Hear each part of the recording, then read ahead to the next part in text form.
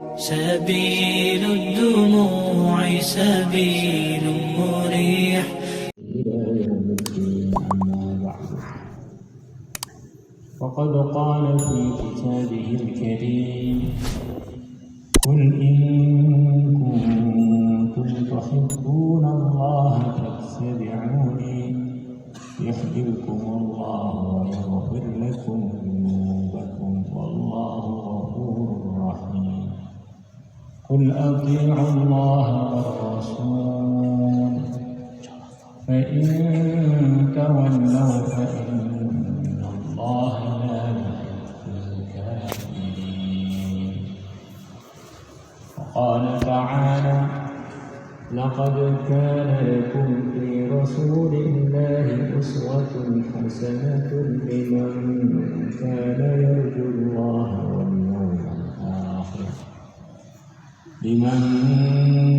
كان يرجو الله واليوم الآخر وذكر الله كثيرا.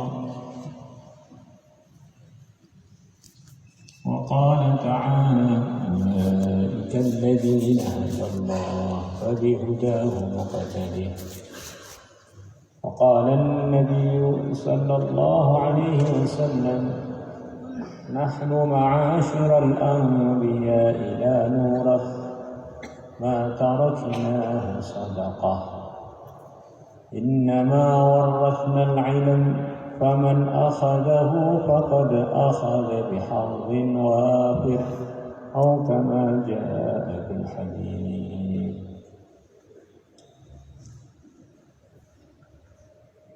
Teman-teman semua, Allah Subhanahu wa Ta'ala sebelum mengutus Nabi Adam alaihi salatu wassalam ke dunia ini, Allah Subhanahu wa Ta'ala menyampaikan kepada para malaikat bahwa Allah akan mengirim khalifah, petugasnya Allah untuk menjadi pengatur dunia. Maknanya yang akan diutus ini memang menentukan nasibnya dunia, keadilannya, ketentramannya, termasuk jadi asbab baik atau buruknya dunia. Maka para malaikat dalam sebagian riwayat ditugaskan oleh Allah untuk bersih-bersih dunia ini, untuk disiapkan menjadi tempat yang sesuai untuk calon khalifah, keluarganya dan keturunannya. Ketika Allah berfirman kepada para malaikat, inni ja'ilun fil ardi khalifah, para malaikat sudah mengenal adanya dunia, tapi belum mengenal adanya manusia. Itulah yang dikatakan sebagian ulama, umurnya dunia dengan umurnya manusia itu tidak sama. Dunia sudah dikenal oleh para malaikat, sementara Nabi Adam para malaikat belum kenal dengannya.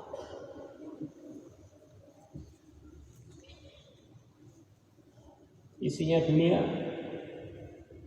adalah jan dan hujan, sebangsa jin-jin, demit-demit genderuwo.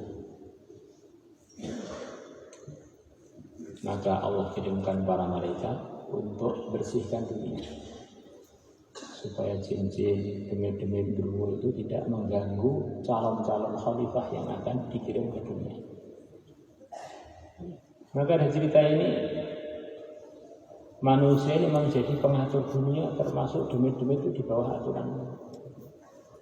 Maka kalau manusia kok takut dengan demit dan genderuwo itu nggak tahu kronologi, urutan bagaimana mulianya manusia yang Allah telah pilih sebagai khalifah di atas dunia. Manusia takut dengan demit apa-apa demit, apa-apa jin, itu manusia nggak tahu tingginya derajat manusia telah menghinakan martabat manusia.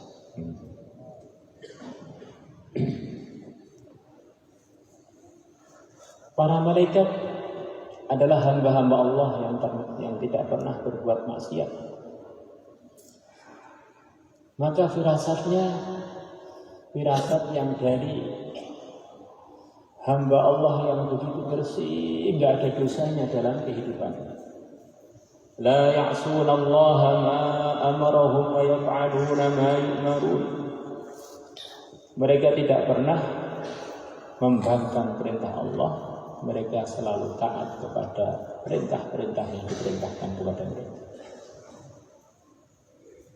Ini keyakinan kita. Malaikat itu nggak pernah berbuat dosa. Maka kalau sudah urusan bicara dengan malaikat, berkenaan dengan malaikat, ini sudah kaitannya dengan rukun iman, dengan keyakinan, tidak boleh dibuat main. Ada sebagian orang buat lelucon urusan permalaikatan, malaikat dipermainkan, malaikat disuap, malaikat ini satu hal yang tidak boleh. Masih banyak guyonan-guyonan yang lain yang tidak merusak akidah kita. Rukun iman yang 6 itu tidak boleh dibuat guyonan. Kepada Allah, kepada keputusan Allah, kepada Al-Quran, kepada para malaikat, kepada akhirat, dan kepada takdir. Maka para malaikat mengatakan, ataj'alu fiha man yufsidu fiha wa yasfiku dima. Apakah engkau akan menjadikan di dunia ini orang yang akan buat kerusakan di dunia dan akan mengalirkan darah? Para malaikat ini berfirasat, manusia yang akan dikirim sebagai khalifah ini punya potensi buat kerusakan dan tengkar sampai mengalirkan darah. Maka kalau kita lihat selepas Qabil membunuh Habil, dunia ini belum pernah kering dari pertumpahan darah. Allah Akbar. Ini diantara firasatnya malaikat ketika mereka dengar jenis manusia akan dikirim ke muka bumi. Pasukan keamanan, bagian perdamaian dibentuk terus, tapi gelut dan pengaliran darah terus tidak akan bisa berhenti. Dunia. Manusia yang akan dikirim ke muka bumi ini punya kelemahan. Innahu kana zaluman jahula. Suka meletakkan sesuatu tidak pada tempatnya, suka berbuat sesuatu tanpa keilmuan, ngawur. Waktu ngaji tidur, waktu ngopi melek. Melihat istrinya yang halal berkah, mendatangkan cahaya hidayah, malah merem. Melihat yang bukan istrinya yang tidak halal dipandang, malah melotot sampai matanya mau copot. Zaluman jahula, la zalumun kafar. Manusia ini di samping suka berbuat yang tidak tempat, tidak sesuai dengan tempatnya, kafar. Sering banget tidak mensyukuri keuntungan-keuntungan yang Allah telah beri pada dia. Diberi iman, kurang dirawat, diberi amal, kurang istiqomah. Perkara-perkara yang begitu mahal ditelantarkan, yang begitu murah malah dicari-cari, gak dapat-dapat.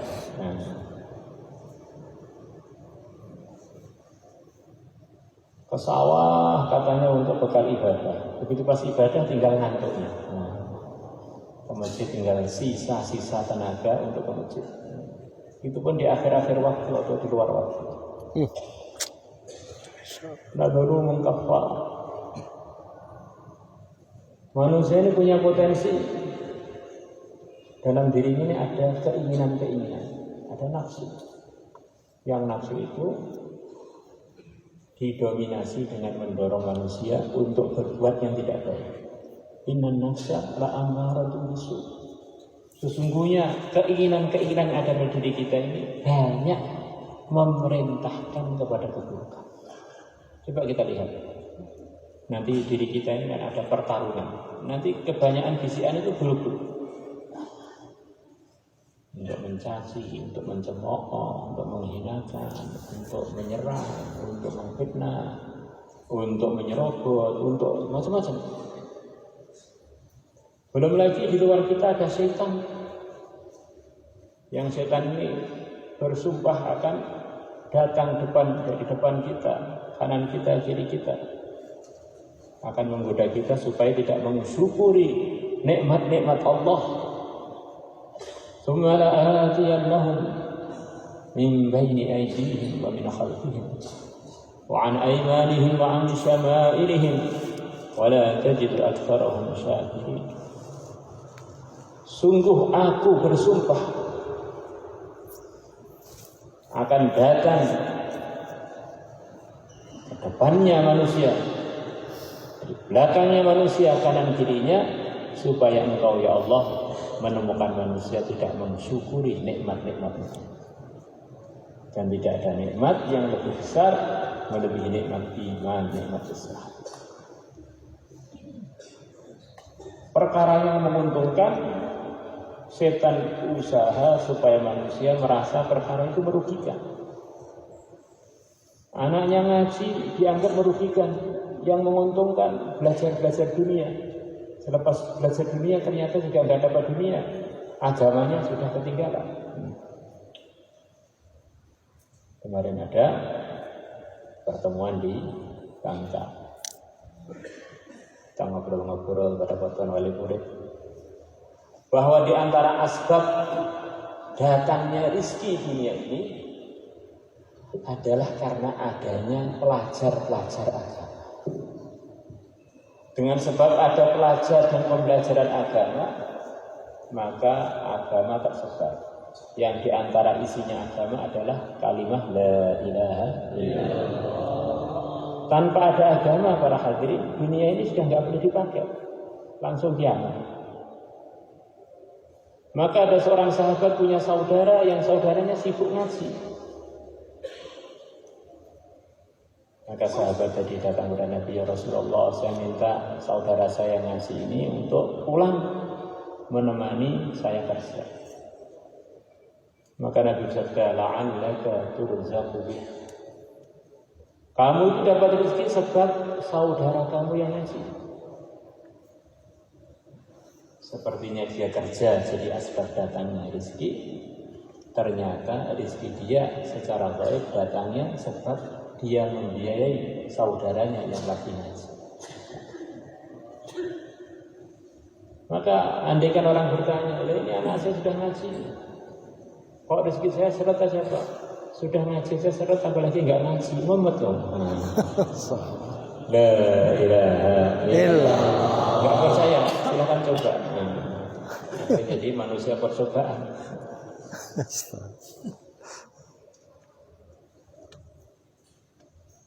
Manusia yang begitu banyak kelemahannya tadi, perlu ada satu aturan biar manusia ini selamat dari kelemahan-kelemahan tadi. Selamat dari godaan dari dalam maupun dari luar. Maka perlu ada aturan yang siapa yang ikut aturan itu dia akan selamat dari rintangan-rintangan di dalam menjalankan tanggung jawab sebagai khalifatullah di muka bumi. Itulah aturan yang dibawa oleh para anbiya, yang dibawa oleh kakek kita semuanya.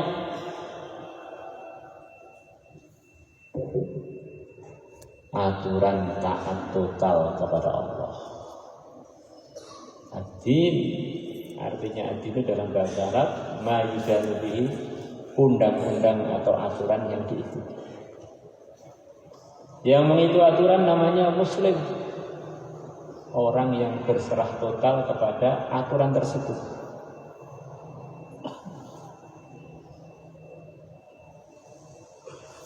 Kita ini diperintah oleh Allah supaya ketika mati sudah sampai tingkatan muslim, melaksanakan perintah dan menjauhi larangan. Ya ayyuhalladzina amanu, hai orang-orang beriman, Ittaqullah, bertakwalah kalian kepada Allah. Amalkan seluruh perintah, jauhi seluruh larangan, haqqa tuqatihi, dengan sebenar-benarnya, dengan sempurna. Wala tamutunna illa wa antum muslimun, dan sungguh jangan sekali-kali kalian mati kecuali dalam kondisi kalian itu muslim. Islam itu adalah kumpulan dari iman yang benar dan amal yang benar. Itulah Islam. Rukun Islam ada 5. Pertama, keyakinan, syahadat. Kemudian sholat, zakat, puasa, haji. Insyaallah kita semuanya ini. Kita pengen selamat dari keliru, dari rugi, selamat dari kezaliman, selamat dari kengawuran, selamat dari tidak bersyukur, selamat dari setan, selamat dari godaan nafsu. Jalannya satu tok. Tinggalkan semua program kita, masuklah pada program yang diridhai Allah. Program Islam. Yang mana setiap programnya dilakukan oleh siapapun menguntungkan dan sesuai.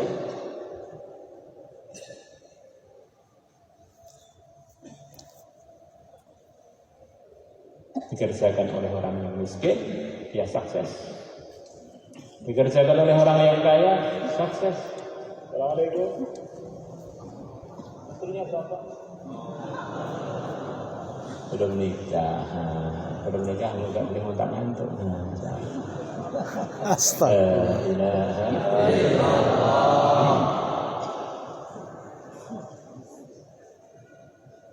Kok iso ngantuk ning ngarep.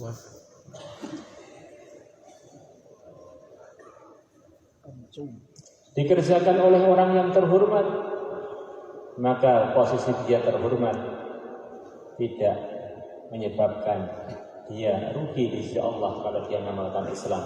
Terhormat di dunia, terhormat di akhirat. Dia amalkan oleh orang yang punya teman, maka dia pun akan diridhai Allah, akan sukses. Dia amalkan orang seluruh dunia yang amal hanya dia saja, dia pun bagian dari orang yang sukses.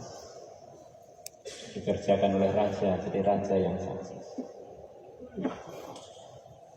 Di agama Islam itu para hadirin, maknanya aturan saya yakin kalau saya tunduk pada aturan Allah mesti untung. Kalau saya nggak taat, yang rugi saya sendiri. Allah yang kita taati itu para hadirin adalah Arhamur Rahimin, yang paling sayang. Kita ini mengamalkan agama maknanya tunduk kepada yang paling sayang. Maka jangan sampai kita ini kalah baik sangka dengan orang-orang yang tidak beriman. Mereka begitu baik sangka dengan sawah, dengan kebun, dengan perusahaannya. Kalau saya kelola dengan baik saya akan laba. Padahal yang mereka harap-harap itu melindungi dirinya pun nggak bisa. Uang nggak bisa melindungi dirinya, sawah nggak bisa melindungi dirinya, pabrik nggak bisa melindungi dirinya. Itu aja oleh Allah berapa banyak harapan-harapan mereka ditunaikan oleh Allah. Bagaimana kita berharap yang kepada yang menciptakan sawah, menciptakan pabrik, menciptakan yang punya pabrik, menciptakan negara dan menciptakan pimpinan-pimpinan negara. Kok kita bisa buruk sangka itu bagaimana? Yang kita taati itu adalah Arhamur Rahim. Yang kita taati adalah Ahkamul Hakimin, yang paling bijaksana. Kita taat kok melarat. Wah, saya ini pahala saya disimpan di akhirat, biar di sana sempurna, nggak capek-capek mengurus pahala di dunia. Taat di dunia. Allah beri kemudahan harta. Oh, saya ini di samping diberi keuntungan di akhirat, di dunia suruh banyak sedekah.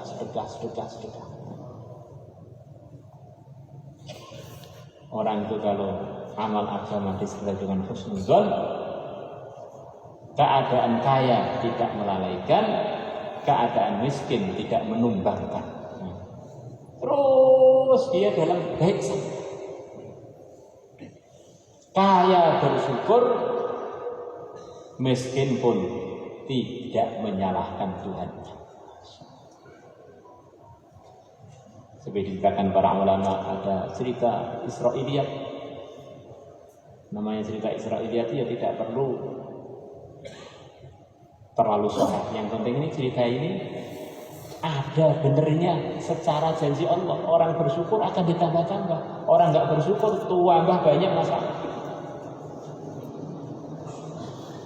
Ada orang ini seumur hidupnya dapat nikmat sampai dia khawatir itu jangan-jangan ini penjerumusan dari Allah. Saya diberi nikmat terus kok nggak pernah diuji, susah belas. Maka dia datang pada seorang nabi. Ya Nabi Allah, saya ini khawatir pada diri saya. Kok mulai saya ingin sampai sekarang itu mudah terus. Saya khawatir ini nggak ada ujian susahnya belas. Khawatir ini bagian dari saya jauh dari rahmatnya Allah. Bagaimana caranya supaya saya ini pernah diuji yang susah-susah juga? Maka Nabi tadi menjawab, kamu jangan bersyukur.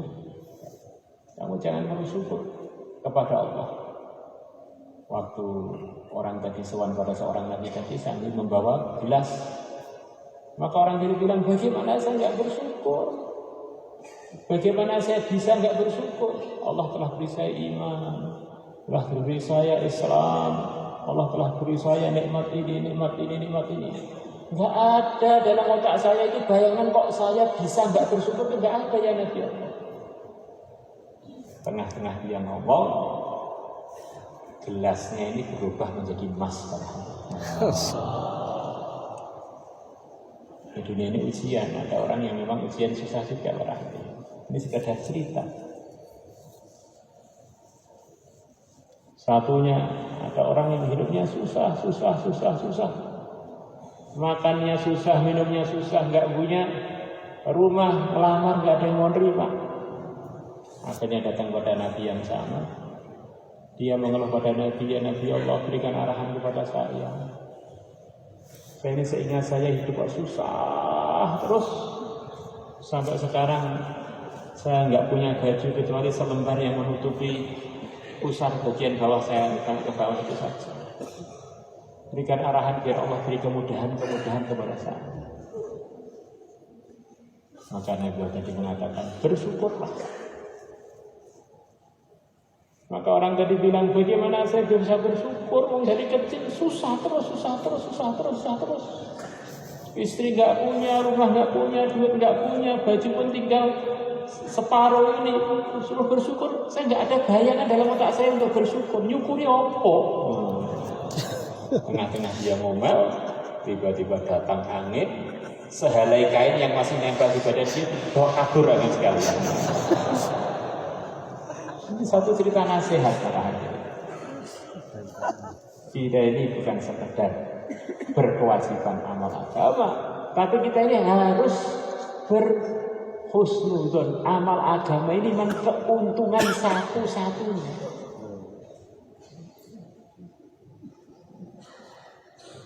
Orang yang sepertinya cari dunia, fokus pada dunia itu apa? Orang untung, diperbudak, waktunya habis, otaknya habis, pikirannya habis untuk berkhidmat kepada perkara yang tidak bisa mendatangkan manfaat dan madharat kepada dia. Jadi orang yang tidak menghamba kepada Allah itu kasihan para hadirin. Dia capek-capek ngelola pabriknya, capek-capek ngelola lahannya, ujung-ujungnya masuk neraka lahannya, capeknya sebenarnya sama sekali nggak bisa nolong dia.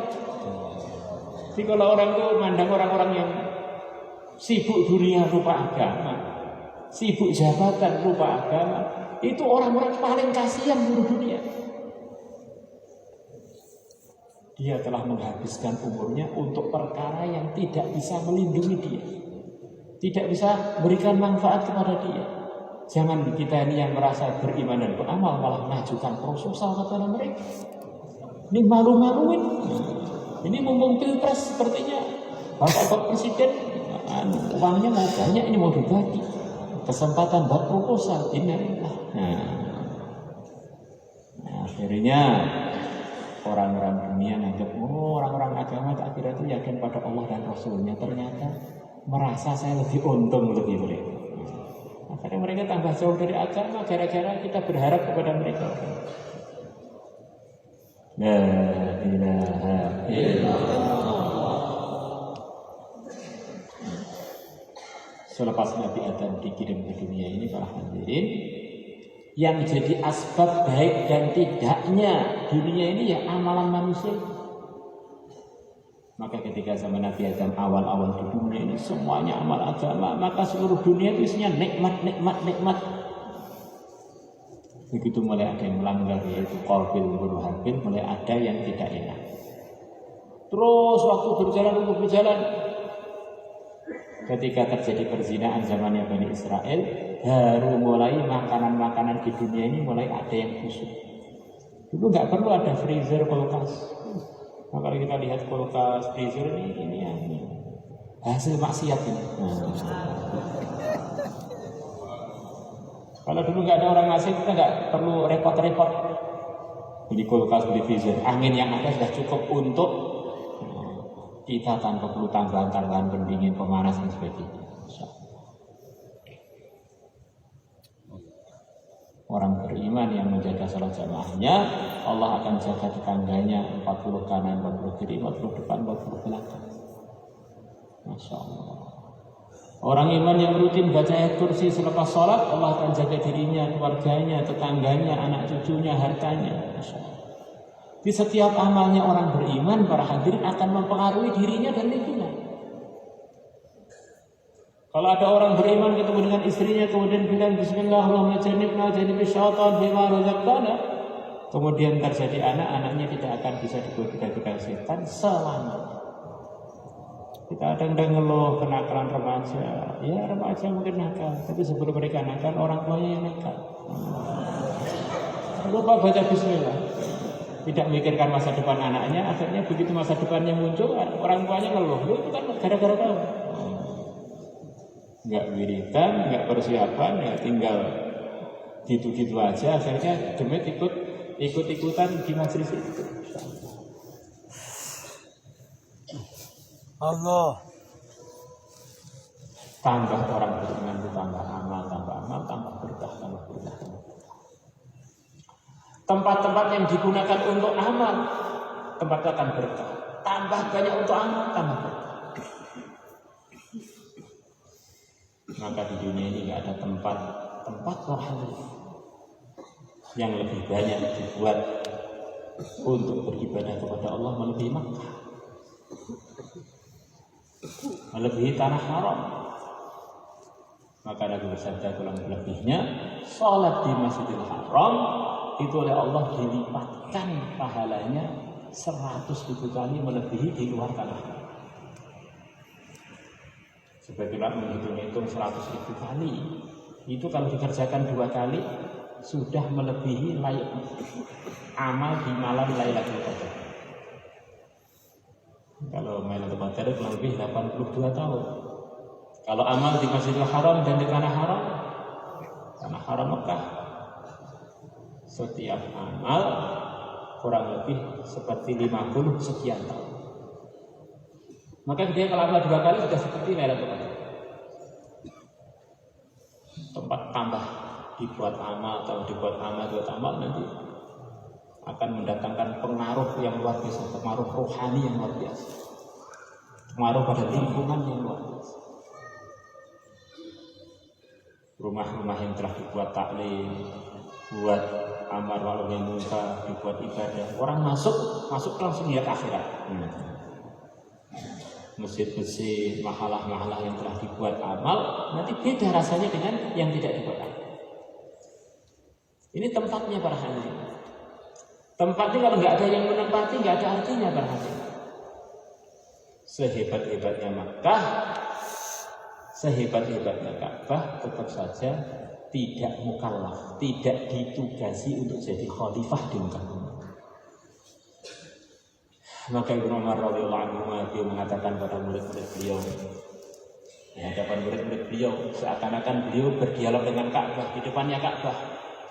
Beliau mengatakan, ma asyrafaki wa a'zamaki walakinnal mu'mina a'zamu 'indallahi minki.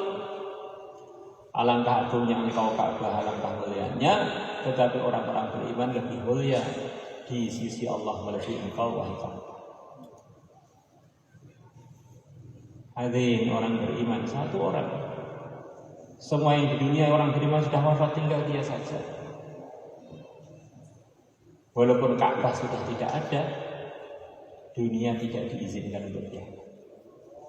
Maknanya orang beriman satu itu menjadi tunggal satu-satunya dunia ini.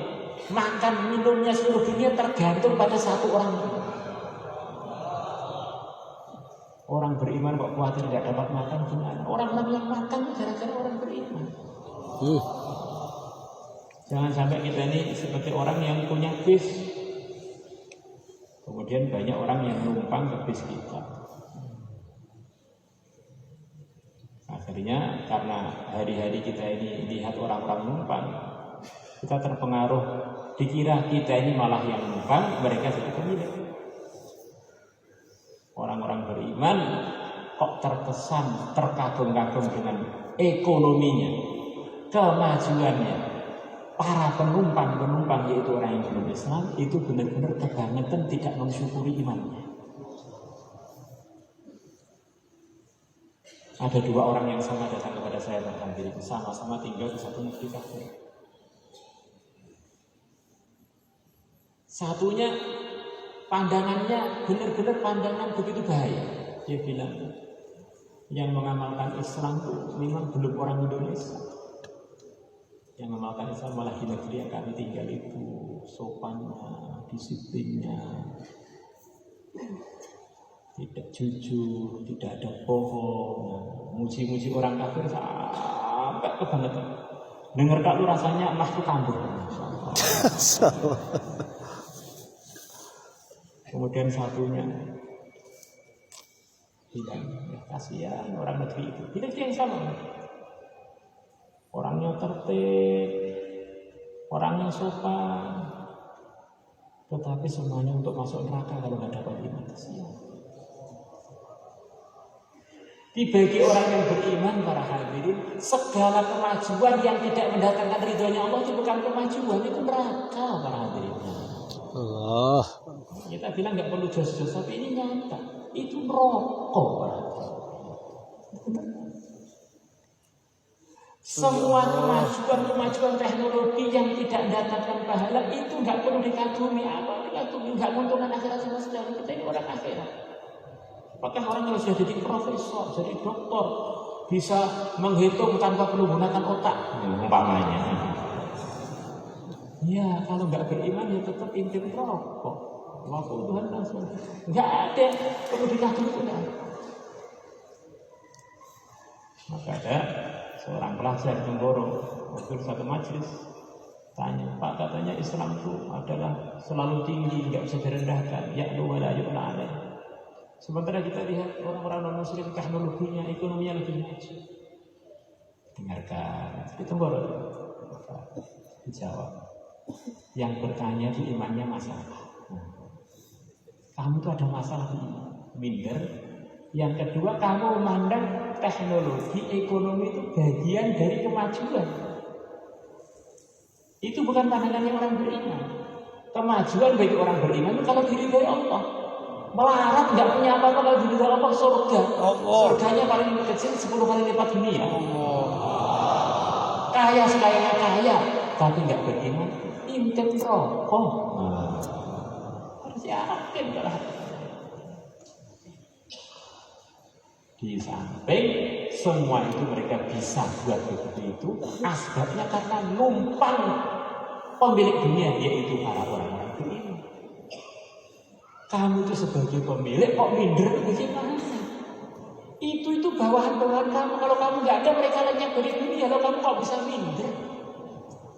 Inilah asas kenapa orang beriman nggak berani berdakwah kepada orang-orang yang kaya, yang tidak Islam. Orang karena perasaannya ini mereka itu dalam kesuksesan.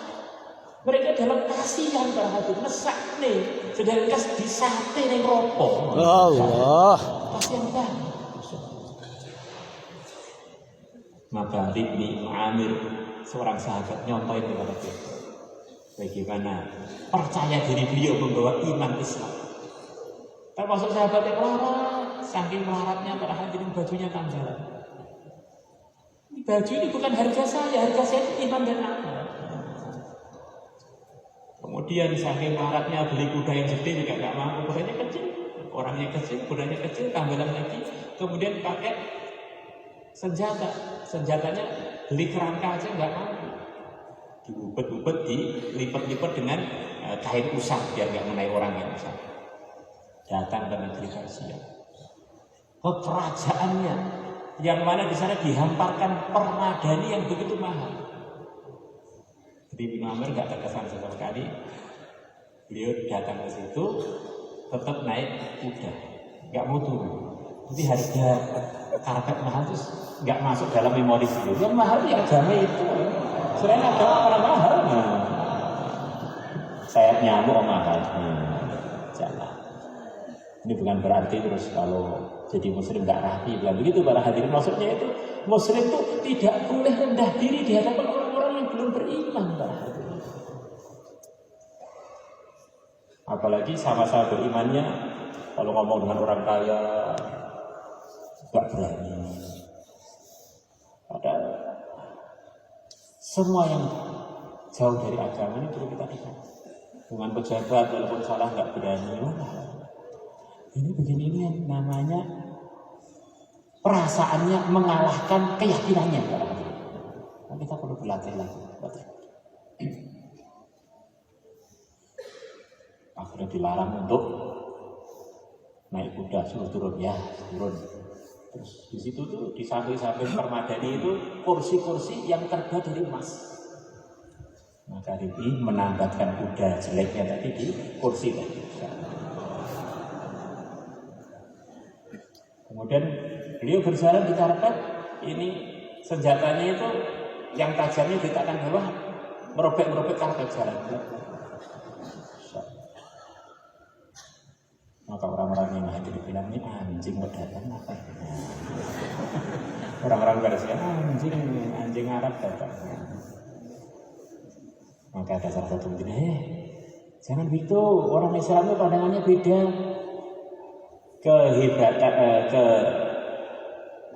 Kebanggaan mereka bukan jabatan, kebanggaan mereka itu bukan kemewahan, kebanggaan mereka itu harga diri. Biarin aja, dia mau ngomong apa? Hari ini bilang pada mereka kurang lebihnya, kami ini orang Islam, kasihan pada kamu, hidupnya dalam kesempitan, ayo tak ajak pada kelonggaran. Hidupnya serba tidak keadilan, ayo tak ajak pada keadilan. Nyembah perkara enggak dengan manfaat-manfaatnya, tak ajak nyembah pada Tuhan yang sebenarnya. Jadi orang iman itu beriman dengan benar, mantep, kemudian amal dengan sempurna, disertai bersyukur, disertai berhusnuzon, disertai memang ini barang termahal. Inilah yang permanen untuk mendatangkan ridhonya Allah di dunia ini dan mendatangkan keamanan, ketentraman di dunia ini, tambah dikerjakan oleh banyak orang di dunia ini akan tambah berkah. Nah, kalau pembawa barang yang mahal menawarkan dagangannya dia nggak pede, gimana para hadirin? Nggak jadi. Anggap saja orang-orang yang belum amal agama ini punya dagangan. Dagangannya itu ya semacam rongsokan, semacam sampah yang jelek-jelek itulah. Paling dagangannya apa sih? Mobil, pesawat, hotel, dagangannya kan hanya tanah liat, besi-besi rongsokan yang dirakit-rakit, kemudian karet-karet yang dibundir-bundir yang jadi ban mobil, ban sepeda motor seperti itu. Nah kita ini, dagangan kita ini istana surga. Istananya itu dari mutiara yang utuh. Bidadarinya satu aja kalau lepas di dunia, saat dunia sudah nggak bisa makan, nggak bisa minum, sayang cantiknya. Akan ngeroyok bidadari satu tadi sampai semuanya mati nggak tersisa. Dagangan kita tuh mahal banget, kok malah minder dengan penjual rosok, gimana? La ilaha illallah. Inilah yang disampaikan para anbiya kepada umatnya, bahwa ketinggian, keberuntungan, keselamatan, keadilan, ketentraman di dunia ini sebelum akhirat para hadirin, itu asasnya adalah dari iman yang benar dan amal yang benar. Masya Allah. Kemarin kita ketemu dengan ahli cari tambang-tambang emas, tambang-tambang nikel, tambang-tambang itu. Datang ketemu orang satunya orang Muslim, satunya bukan Muslim, orang bule, Saya tanya, kamu caranya mencari tambang-tambang sampai kalian dapat, orang-orang Amerika ini tambang di mana-mana seluruh dunia, itu cara nyarinya bagaimana?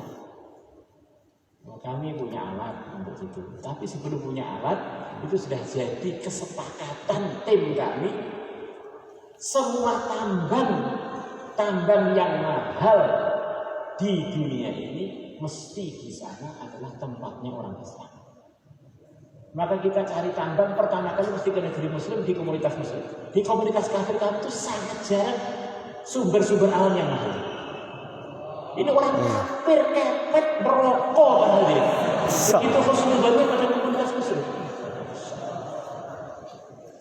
Coba sekarang, yang paling kaya Islam ini negara Muslim, paling banyak emasnya negara Muslim. Jadi nguyuh wong Islam jadi emas.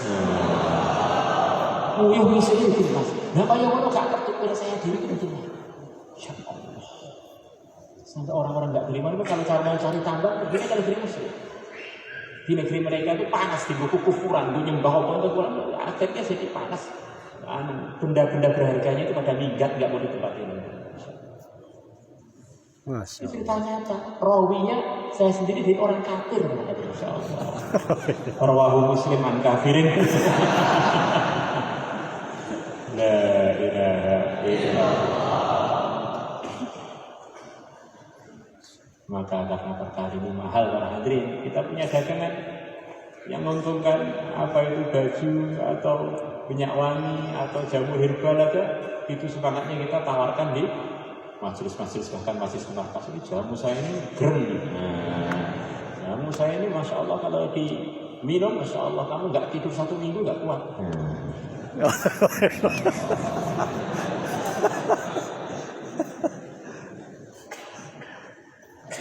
Orang pada semangat menawarkan dagangannya, bang perasaannya, dari situ dia dapat keuntungan. Nah, dagangan kita ini adalah yang dulu dibawa oleh para anbiya. Dagangannya kalau laku kita dapat pahala, nggak laku pun kita dapat pahala. Yang rugi nggak mau terima. Ya, kita ini bergerak pada kalimat Islam, kalau umat Islam nggak terima, yang salah kita lah. Mengulang Islam mesti semuanya suka surga, takut dari neraka. Kok kita ini mendakwakan agama, mengajak orang taklim, mengajak orang ke masjid, kok kurang tertarik orang-orang iman di Indonesia ini? Kita salahkan diri kita saja. Insya Allah memang kurang bijaksana, kurang mulia akhlaknya. Kokian ngomong kurang ikram, kokian ngomel kurang ngamal, kokian ngeluh kurang wiritan. Maka untuk memperjuangkan perkara yang mahal ini, para hadirin, ini keuntungan akhirat dan keuntungan dunia, ketentraman akhirat, ketentraman dunia, keselamatan akhirat, keselamatan dunia. Siapa yang siap untuk keluar 1 tahun, silahkan berdiri, insyaallah. Silahkan. Hari yang mau berangkat 1 tahun atau cuma 1 tahun yang satu markas untuk berdiri.